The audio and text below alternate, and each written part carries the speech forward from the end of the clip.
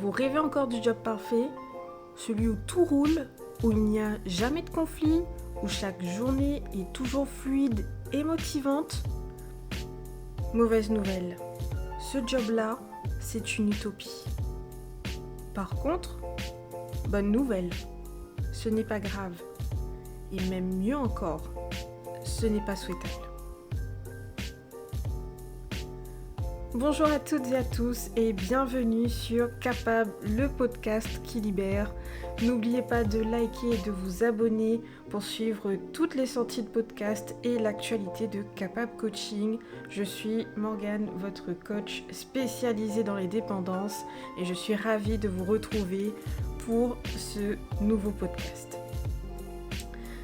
Aujourd'hui, on va voir ensemble pourquoi chercher un job sans difficulté est une illusion. Et pourquoi les défis sont en réalité d'énormes opportunités de croissance cachées. Et surtout, comment trouver et identifier un environnement de travail sain qui vous pousse à évoluer à la fois sur le plan individuel, mais aussi sur le plan collectif. Et en réalité, cette quête du job parfait n'est pas si différente de celle du partenaire idéal. Tout comme dans les relations, nous avons des attentes parfois irréalistes sur notre environnement professionnel. Nous allons explorer comment changer de perspective et comment cela rejoint ce que je vous enseigne dans mon programme de coaching autonome Libre d'aimer. Si ça vous intéresse d'en connaître davantage sur ce programme, vous avez en description le lien pour accéder au site de Capable Coaching.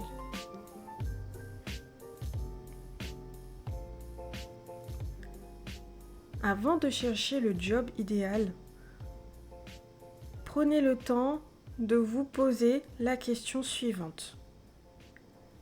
Qu'est-ce qui vous fait vraiment vibrer dans votre carrière, dans votre travail, dans votre job, dans ce que vous faites tous les jours? Parce que ce qui va être vraiment le plus important, c'est d'identifier ça, ce qui vous fait vibrer, ce qui vous fait vous ressentir vraiment vivant et vivante, ce qui relève même de la passion, ce qui vous anime de désir, ce qui vous anime d'inspiration. Parce que malheureusement et bien souvent, nos choix professionnels sont influencés, que ce soit par la société, que ce soit par la famille, ou que ce soit par le regard des autres. Un exemple tout simple, si vous faites partie d'une famille où tout le monde a de génération en génération reproduit la même carrière, travaille dans le même domaine, peut-être même dans une entreprise familiale, tout naturellement, on viendra vous dire tes parents, tes grands-parents, tes arrière-grands-parents et peut-être même les générations précédentes, tout le monde a suivi le même chemin et tu vas devoir en faire de même. Les influences portées par la société, ce sont également ce que l'on peut voir sur les réseaux sociaux. Il suffit d'être confronté à beaucoup de publicités sur des métiers qui sont beaucoup plus rémunérateurs que d'autres, par exemple, ou de métiers où on viendra vous vendre de la facilité pour générer facilement de la rémunération, mais sans vous montrer derrière tout ce que cela implique. La peur du regard des autres peut davantage intervenir quand ce qui vous passionne ou le métier que vous souhaitez réellement exercer pourrait être catégorisé d'original, de non conventionnel, voire même de marginal. du point de vue du regard des autres. Ce qui vient aussi nous limiter et nous freiner dans cet accès à ce qui nous fait vibrer, c'est parce qu'avant tout, et ce qui est normal, d'autant plus avec la conjonction économique dans laquelle nous évoluons, la recherche, bien évidemment, de sécurité.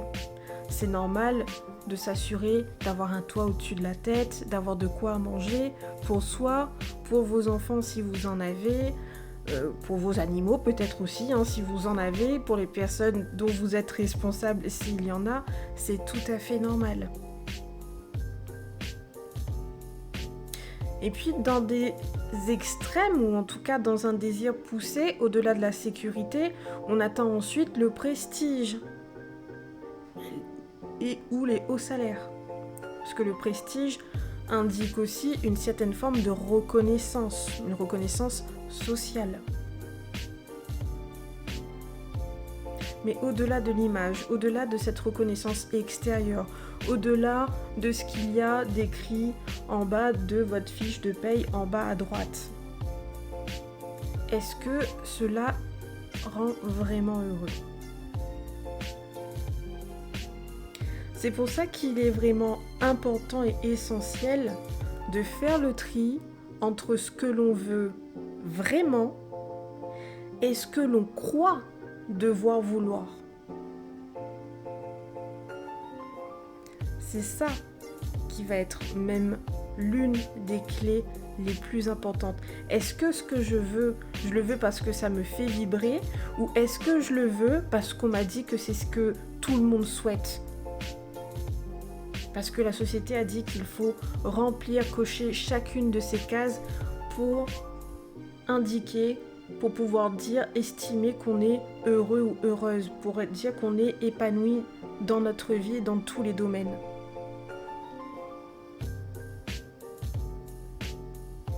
Donc pour revenir à un cadre un peu plus professionnel, vous pouvez également vous poser les questions suivantes, à savoir quelles sont les tâches ou quelles sont les missions dans votre job déjà présent qui vous procure de l'énergie, qui vous met dans une belle dynamique, qui vous motive, dans laquelle vous vous sentez encouragé, où vous avez envie de mettre votre énergie, où vous avez envie de vous investir. Et à l'inverse, identifiez également les tâches, les missions, ou si c'est l'ensemble de votre job, mais qui vous enlève cette énergie, qui vous enlève cette joie, qui vous enlève votre sourire, ou cette espèce de pain de votre travail, où vous avez l'impression vraiment qu'on vous met un poids littéralement sur les épaules, et un poids beaucoup trop lourd, bien évidemment. Faites également un parallèle entre l'environnement dans lequel vous évoluez et l'environnement dans lequel vous pensez et vous ressentez que vous pourriez être davantage stimulé. Je vais prendre la comparaison entre des postes fixes et des postes nomades. Puisque dans les entreprises, je viens là davantage dans un environnement avant Covid. Parce que avec le télétravail, ça a quand même évolué. Mais il y a des personnes qui ont besoin de cette stabilité. D'être dans un environnement fixe où, voilà, je suis au même bureau, au même poste tous les jours. Et puis, il y en a pour d'autres où ça, là, ce côté fixe, c'est invivable parce qu'ils ont besoin de mouvement, ils ont besoin de stimulation, ils ont besoin de rencontres, ils ont besoin d'être en mouvement physique, mais même géographique. Et puis avec l'environnement post-Covid, est-ce que je préfère et est-ce que j'ai besoin d'être en contact direct avec les autres, ou est-ce que le fait d'avoir mis en place une espèce de distance physique me permet également de davantage me connecter au niveau virtuel.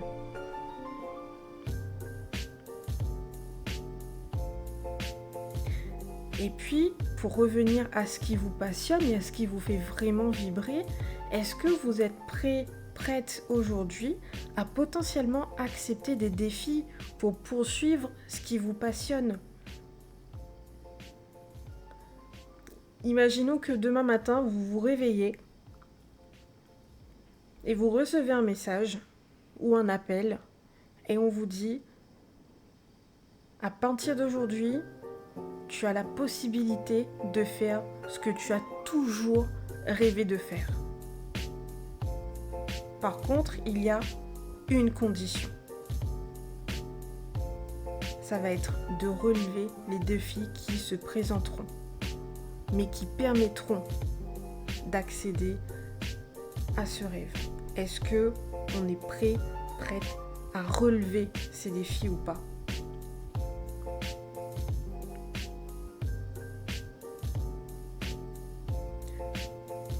Un exemple pour illustrer justement ce défi et le fait de le relever justement pour accéder à ce que l'on désire réellement, c'est celui aussi de cet ingénieur qui réalise après des années où il a très bien exécuté son travail, où il a été reconnu dans ce qu'il faisait, mais qui a reconnu également qu'il préfère accompagner les équipes plutôt que de concevoir des produits techniques.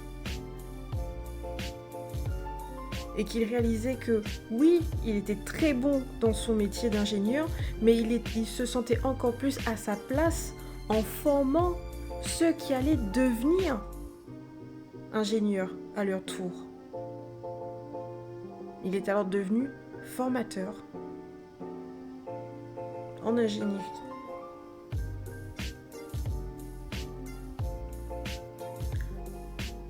Pour refaire le lien avec les relations, et les relations plus personnelles, plus sentimentales, dans le domaine professionnel, tout comme en amour, il est important, et je dirais même qu'il est indispensable d'être honnête avec soi-même sur ce qui nous fait du bien, mais aussi de l'être sur ce qui est une illusion. Parce que trop souvent, on attend d'un partenaire, de la même façon qu'on attend d'un job, qu'il comble tous nos besoins. Alors qu'en réalité, il s'agit de construire un équilibre et de cultiver une dynamique évolutive. Un environnement de travail peut être sain. Mais s'il ne correspond pas à nos valeurs et à nos aspirations réelles et profondes, il ne nous conviendra jamais pleinement. Ou en tout cas, jamais indéfiniment. Alors revenons, ou en tout cas venons tout court, sur la question suivante qui est: pourquoi cherchons-nous un job sans défi? Un job facile, un job où on ne se casse pas la tête, si on peut le dire comme ça. Pourquoi a-t-on cette idée qu'un travail idéal serait un travail sans conflit, sans difficulté, sans échec? Parce que c'est justement cette fameuse illusion du job facile. Job facile est égal job parfait. Job qui ne me demande pas d'effort est égal job parfait. Et c'est une influence très forte qui provient des réseaux sociaux. Parce que sur ces mêmes réseaux, à 98%, vous voyez des publicités de success story. J'ai cette publicité là, et salut à toi jeune entrepreneur, qui me passe en tête. On parle des success stories, mais on ne parle pas des galères du quotidien.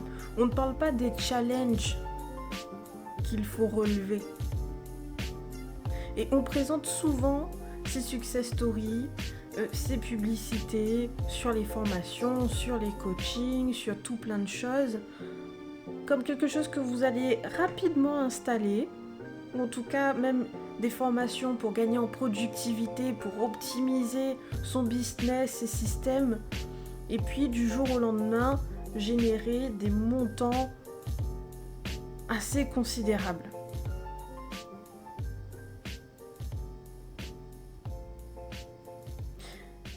Il y a aussi autre chose, c'est que en parallèle justement avec l'aspect prestige, bon salaire qu'on évoquait un peu plus tôt, il y a aussi cette croyance qui peut nous avoir été inculquée dans l'enfance, qui était que si on choisit bien son job, tout ira bien. Si tu choisis un job qui est bien payé, tout ira toujours pour le mieux. Mais c'est comme dans les publicités.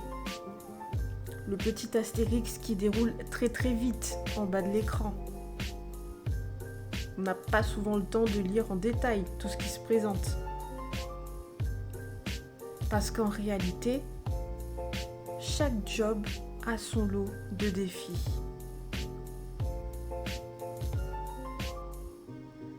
Et on est aussi dans une société où tout est facile, tout est accessible. Et avec l'essor de l'intelligence artificielle, on a l'impression qu'on n'a vraiment plus aucun effort à faire, plus aucun effort de recherche, plus aucun effort d'apprentissage. On a une question, on veut chercher quelque chose, ça va encore plus vite que sur de célèbres moteurs de recherche.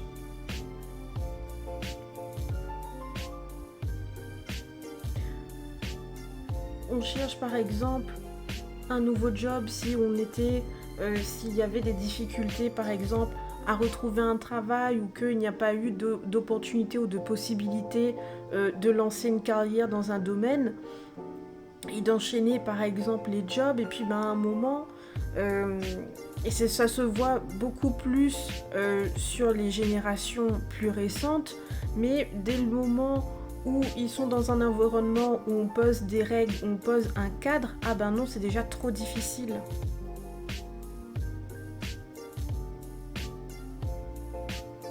Dès le moment où on est invité à sortir de sa zone de confort, ça devient difficile et compliqué, voire même impossible. Or, on fuit cet inconfort alors qu'il est essentiel à notre croissance et à notre développement.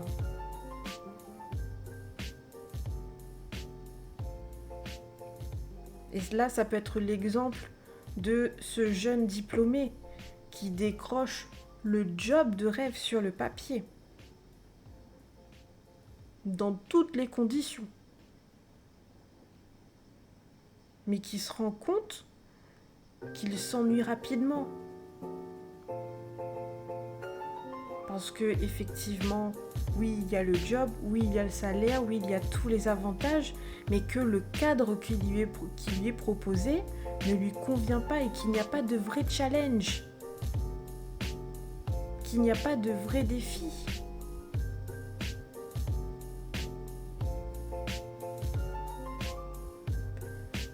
Ce qu'il y a, c'est qu'un job sans défi, c'est un job qui est sans réelle évolution. Et du coup, c'est pas vraiment un travail, c'est une stagnation qui est déguisée. Si je ne suis pas face à un défi, à quel moment je peux montrer de quoi je suis capable ? Comment je peux montrer toutes les ressources que je cache en moi si je suis dans un job qui est comme un CD qui tourne indéfiniment sur la même chanson ?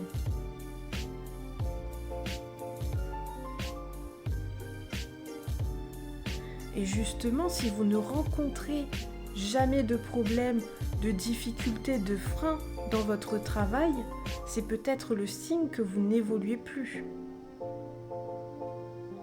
Et si, au lieu de fuir les difficultés, on les voyait comme des opportunités d'évolution ? Parce que les défis forment nos compétences. Un environnement qui ne propose pas d'obstacles n'incite pas à sortir de sa zone de confort. Mais la zone de confort, c'est ce que je connais. Et que je connais même jusqu'à un certain point de maîtrise. Ma zone de confort, c'est aussi ma zone de contrôle.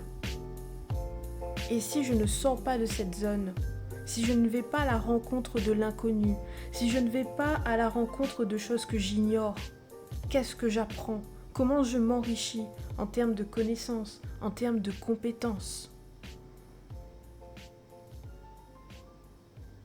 Et c'est dès le moment où j'accepte de sortir de mon champ, à partir du moment où je m'ouvre et que je saisis ces challenges, que je me permets également de forger, de nourrir ma créativité, de me nourrir aussi et d'apprendre à être davantage résilient et résiliente. Et que j'apprendrai peut-être aussi à faire preuve de patience. Parce que dès le moment où on sort de sa zone de confort, il y a aussi l'ego qui, par derrière, va potentiellement créer du stress, de l'angoisse, parce que plus on est dans l'inconnu, plus l'ego, il crie alerte. Et là, il dit alerte, alerte, on est dans un endroit qu'on ne connaît pas, il faut vite sortir de là. Surtout quand on a un ego qui est déséquilibré et que le besoin de contrôle est extrêmement important. La partie résilience, elle va se développer quand on va être face à des échecs.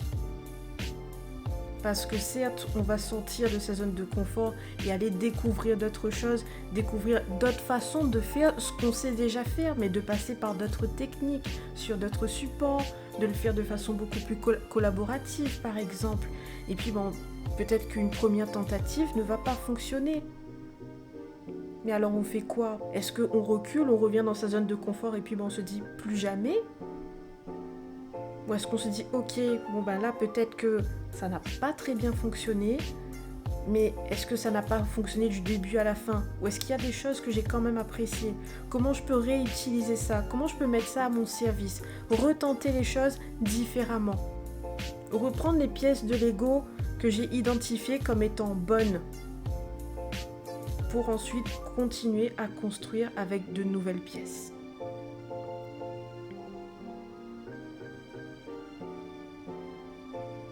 Et c'est là, justement, où ces échecs, ce sont des feedbacks qui viennent vous dire, déjà, bravo d'avoir essayé.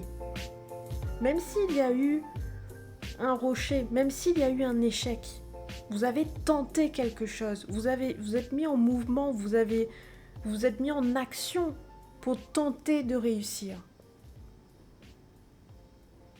Et c'est justement ces feedbacks qu'amènent les échecs qui vous permettent de mieux comprendre ce qui fonctionne et ce qui ne fonctionne pas. C'est souvent le cas dans l'entrepreneuriat. Et c'est l'exemple justement d'un entrepreneur qui a peut-être échoué lors de son premier lancement de produit, mais qui a utilisé cette expérience pour affiner son offre et réussir son deuxième lancement. Il a peut-être fait d'une certaine façon, en utilisant des outils et des supports bien spécifiques, mais peut-être que son discours n'était pas affiné, peut-être que son discours n'était pas assez authentique. Et puis il a peut-être pris le temps de retravailler ça, il a peut-être enlevé des couches superficielles, des choses qui faisaient que ce qu'il allait amener et ce qu'il allait présenter au monde ne le représentait pas lui. Parce que quand on est entrepreneur, on est comme des délégués, on est notre propre délégué, on se représente nous-mêmes, on représente notre activité, on représente notre philosophie et qui transpire aussi à travers ce que l'on a à proposer. Et ça, c'est important. C'est quelque chose auquel moi-même j'ai été confrontée. Jusqu'à aujourd'hui. Aujourd'hui, je sais que j'ai trouvé toutes mes pièces de Lego.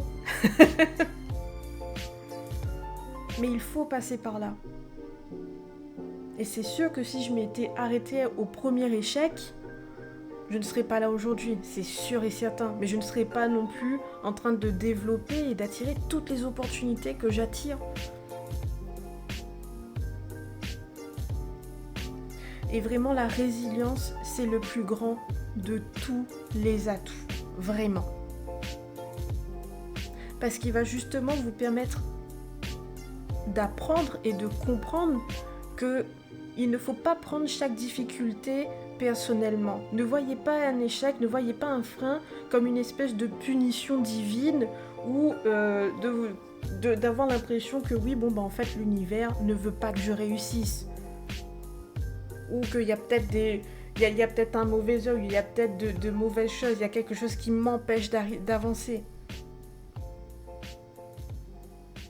La résilience va aussi vous permettre de comprendre que les obstacles sont des tremplins pour avancer. Parce qu'ils vont vous permettre, comme dit juste avant, mais c'est important de le répéter et de le comprendre, ce sont des tremplins parce qu'ils ils vont mettre en lumière ce qui a fonctionné et aussi ce qui ne fonctionne pas. Et ce qui ne fonctionne pas, c'est un peu comme de la pâte à modeler. C'est soit on garde la même pâte, mais on la refond dans une forme différente, c'est soit on en change, tout simplement. Ce qui va être aussi important, c'est de différencier un défi sain, donc qui vous pousse à évoluer, d'un environnement toxique qui détruit la motivation. Quand on parvient à faire preuve de résilience, vous allez aussi pouvoir identifier clairement si vous êtes dans un environnement qui vous est favorable ou pas, en regardant comment les gens aussi se comportent et réagissent avec vous. Encore plus lorsqu'il y a échec, lorsqu'il y a frein, lorsqu'il y a difficulté. Qui est là pour vous pousser vers le haut? Et qui n'est juste pas là? Ou qui ne va pas... va plus mettre en lumière le fait que vous avez échoué plutôt que de vous encourager à réessayer, à aller de l'avant. Parce que l'important, ça n'est pas d'éviter les problèmes, mais c'est d'apprendre à bien y répondre. Alors justement, si le job parfait n'existe pas, comment trouver un environnement de travail qui nous fait grandir? Il y a plusieurs critères. En tout cas, je vais vous présenter ceux qui sont les plus importants. Chacun peut ensuite les enrichir de ce qui leur paraît nécessaire et indispensable. Mais en tout cas, pour une base collective, ça me paraît effectivement être les 4 éléments les plus importants. Donc, avec un petit 5e également, là, même si j'avais déjà rédigé mon script, il y a un 5e qui est indispensable. Mais déjà, pour commencer, c'est le fait d'avoir une communication ouverte. Se sentir libre de pouvoir s'exprimer, exprimer ses idées sans crainte, sans se dire « Ah oui, mais si je partage avec mon manager mes idées, il ou elle va penser que mes idées sont bêtes. » J'ai mon collègue qui a une difficulté sur un dossier. Je pense avoir une idée qui pourrait l'aider, mais je ne veux pas qu'il le prenne mal ou qu'il pense que je pourrais faire son travail mieux à sa place. Il faut pouvoir s'exprimer ouvertement. On est responsable de ce que l'on dit, pas de la façon dont chacun va l'interpréter, parce que chacun a son filtre. On voit tous et chacun individuellement le monde à travers un filtre. Et c'est un filtre personnel. Et on ne peut pas contrôler le filtre des autres. Ce qui va être également important, c'est la culture d'un feedback constructif. Quand on est confronté à une difficulté, ou même si littéralement on a fait une erreur, c'est la capacité à pouvoir amener une critique, mais de façon bienveillante, qui permet et invite au progrès, et qui est orientée vers l'amélioration. Alors c'est quelque chose qui va être beaucoup plus parlant pour ceux qui sont managers, mais c'est justement si lorsque vous observez quelqu'un dans votre équipe qui a peut-être commis une petite erreur ou qui a besoin de progresser sur un point dans un discours commercial par exemple, c'est justement à la fois de féliciter sur tous les autres points sur lesquels ce collaborateur est déjà bon et de l'inviter avec bienveillance à continuer à développer son traitement des objections par exemple.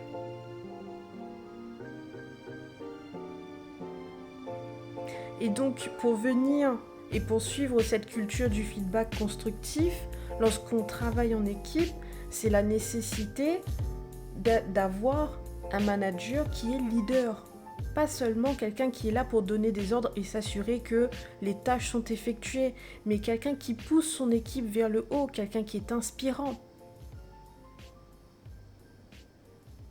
Quelqu'un qui vous fait sentir que vous avez votre place. Et ce leader, ce manager leader, il va pouvoir être là également pour pouvoir vous assister dans cette fameuse évolution individuelle et collective. Et ce qui implique là justement de trouver, d'être dans un job où l'on apprend avec les autres et on apprend aussi grâce aux autres. De la même façon qu'on permet aux autres d'apprendre avec et grâce à nous. Et puis 5e point, trouver l'équilibre entre le confort et le challenge. Le challenge ne doit pas faire de l'environnement professionnel un terrain hostile. Parce que vous allez travailler, vous n'allez pas à la guerre. C'est hyper important de le garder à l'esprit. Donc ça doit être un espace qui pousse à s'améliorer, mais sans pour autant devenir un terrain miné.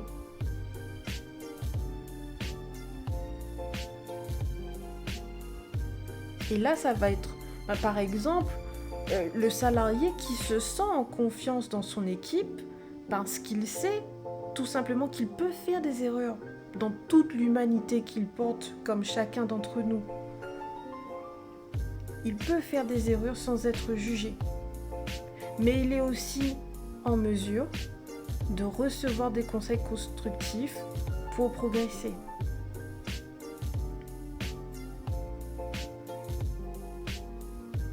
Alors justement, vous pouvez aussi vous poser les questions suivantes sur votre job actuel, si ça n'est pas le job idéal. Est-ce que ce job vous apporte tout de même des opportunités d'apprentissage ? Est-ce que vous vous sentez libre de vous exprimer sans crainte, sans appréhension ?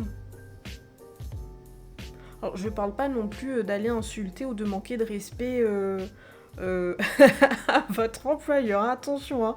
Il y a s'exprimer librement et quand même garder le cadre et le respect de son environnement professionnel. Et dernière question également, est-ce que les défis que vous rencontrez dans votre environnement professionnel vous poussent à grandir ou est-ce que vous avez le sentiment qu'ils vous détruisent, qu'ils vous rongent et qu'ils vous font perdre votre identité ? Parce qu'après tout, ça n'est pas le job qui fait toute la différence, mais c'est l'environnement et la façon dont on choisit d'y évoluer. Parce je reprends l'exemple du jeune diplômé qui, sur le papier, a signé pour le job de rêve. Mais l'environnement ne lui a pas permis de s'épanouir et d'évoluer comme il le souhaitait. Alors, que retenir de cet épisode ? S'épanouir et prospérer, ce n'est pas une question de chance, mais d'alignement. Plus vous êtes honnête avec vous-même et plus vous ouvrez la porte à une richesse infinie d'opportunités. On parle souvent de chance quand on voit des personnes qui réussissent facilement dans leur carrière, qui trouvent un job qui les épanouit ou qui semblent évoluer dans des environnements professionnels inspirants. Mais la réalité, c'est que ces personnes n'ont pas juste eu de la chance. Elles ont fait des choix alignés avec ce qu'elles sont profondément. Et c'est pour ça qu'il est important de s'autoriser à s'épanouir. On a parfois l'impression qu'il faut mériter une vie professionnelle épanouissante, comme si c'était réservé à une élite, ou que réussir passe absolument par des sacrifices conséquents. Mais en réalité, tout commence par une autorisation intérieure. Ai-je vraiment décidé que je mérite un travail où je me sens bien? Ou est-ce que j'estime que je ne mérite pas le meilleur? Ou que la valeur que je me donne n'est pas à son maximum? Beaucoup également restent dans des jobs qui ne leur conviennent pas par peur du changement, par la peur de l'inconnu, par la peur de ce qu'on ignore. Mais dans ce qu'on ignore, il y a aussi une part du meilleur, une part de potentiel inexploré. Ils restent aussi dans ces jobs par la peur du regard des autres, ou tout simplement par manque de confiance en eux, en se disant mais non, je vais pas y arriver, si je me lance c'est sûr que je vais échouer. Et pourtant, s'aligner avec soi-même, c'est reconnaître que l'on mérite mieux et se donner les moyens de construire cette abondance dans notre vie personnelle et professionnelle.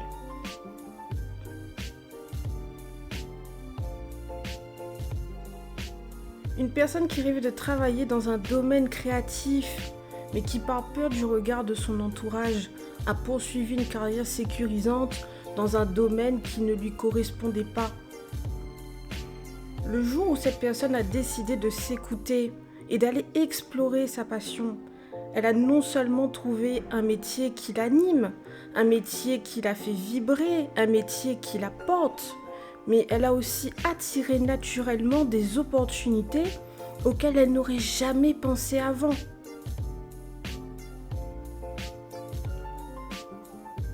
L'alignement, c'est un catalyseur de croissance. Parce que prendre des décisions basées sur ses vraies aspirations ouvre la porte à un monde infini de possibilités. Et parce qu'au fond, et c'est là où l'ego vient souvent nous mettre un peu en décalage, il n'est pas question forcément de confort, mais beaucoup plus de justesse. Parce que plus vous êtes en accord avec vous-même, et plus vous allez développer une énergie qui va naturellement attirer les bonnes personnes, attirer les bons projets, attirer les bonnes opportunités à vous. Et à l'inverse, quand on fait des choix qui ne sont pas alignés, qui ne nous ressemblent pas, qui ne reflètent pas notre identité, on se fatigue, on lutte, on stagne, on s'épuise même. Alors que quand on est aligné, ces défis deviennent des tremplins et non plus des obstacles.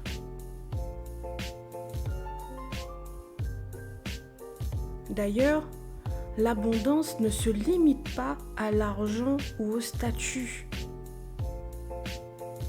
C'est aussi l'abondance de sens, l'abondance d'apprentissage, l'abondance d'évolution, de satisfaction personnelle, de rencontres, d'expériences, tout ce qui nous fait grandir.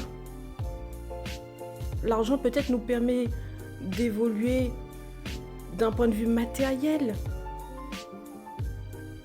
mais tout ce qui fait partie, tout ce qui compte dans notre fort intérieur, tout cela s'alimente avec l'apprentissage, avec l'expérience.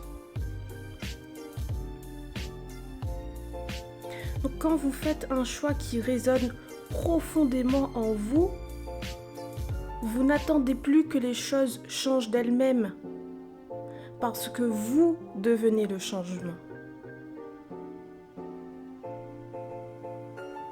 Alors, comment créer cette abondance dans votre vie professionnelle?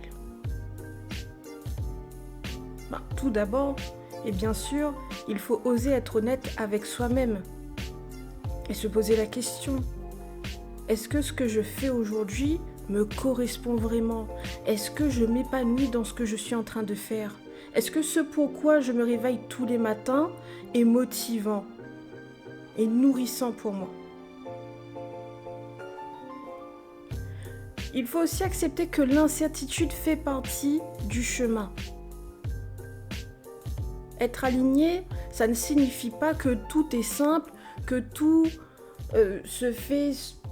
tombe du ciel, entre guillemets, mais que chaque difficulté est une opportunité d'aller de l'avant. Il faut voir les difficultés non pas comme un mur qui se dresse devant vous, mais une simple marche à monter.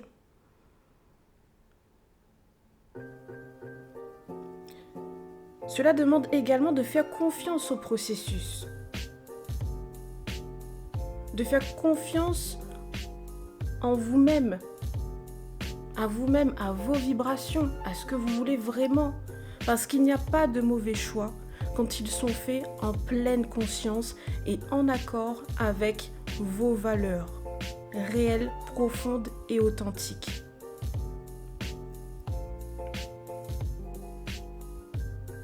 Et justement, en parlant de valeurs, il est important de se reconnecter à elles, à cette valeur personnelle.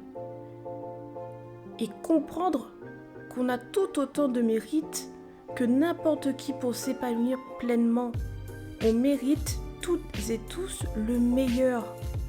Peu importe l'environnement dans lequel vous avez évolué, peu importe les expériences que vous avez traversées dans le passé. Le passé est passé et dépassé. Le passé est derrière. Si vous continuez à regarder les échecs, les difficultés que vous avez eues auparavant, si vous allez de l'avant mais que vous continuez à regarder dans votre rétroviseur, il y a un moment où, sans vous en rendre compte, vous allez faire marche arrière.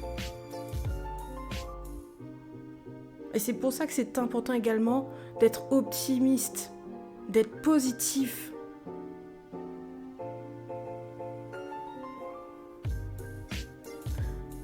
Un exemple également de cet entrepreneur qui au départ acceptait tous les projets qui lui venaient pour assurer ses arrières, c'est-à-dire qu'il prenait tout puisque un projet est égal chiffre d'affaires et donc il prenait tout ce qui se présentait à lui pour s'assurer, se dire au moins il est sécure, mais il finissait par s'épuiser.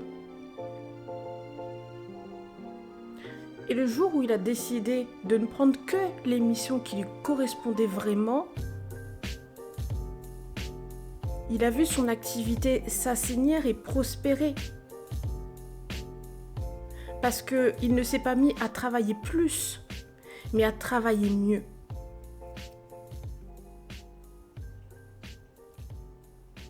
Alors gardez à l'esprit ce qui est vraiment important. À savoir que vous méritez de vous épanouir et d'être dans un environnement qui vous permet d'évoluer. Gardez également à l'esprit que l'alignement avec vous-même est la clé pour accéder à un potentiel de développement illimité. Et pour vous lancer dans cette dynamique, réfléchissez, notez-le quelque part, justement à 3 domaines, 3 points de votre vie professionnelle où vous vous sentez aligné. Qu'est-ce qui vous passionne? 3 choses qui vous passionnent dans votre travail actuellement et 3 autres choses où vous ressentez un décalage, où vous ne vous sentez pas à l'aise, où vous sentez qu'il y a peut-être presque un malaise. Et posez-vous la question, qu'est-ce que vous pouvez faire aujourd'hui pour améliorer ces 3 points qui nécessitent amélioration? Je vous remercie en tout cas de votre écoute, de votre présence. N'oubliez pas de vous abonner, de mettre un petit pouce vers le haut pour continuer à soutenir l'évolution de la chaîne. On se retrouve la semaine prochaine pour un nouveau podcast. Et puis, vous avez également accès au site de Capable Coaching avec le programme Libre d'aimer qui est actuellement à un tarif de lancement exceptionnel. Donc, profitez-en avant qu'il ne soit trop tard. Moi, je vous embrasse. Prenez bien soin de vous et je vous dis donc à très bientôt.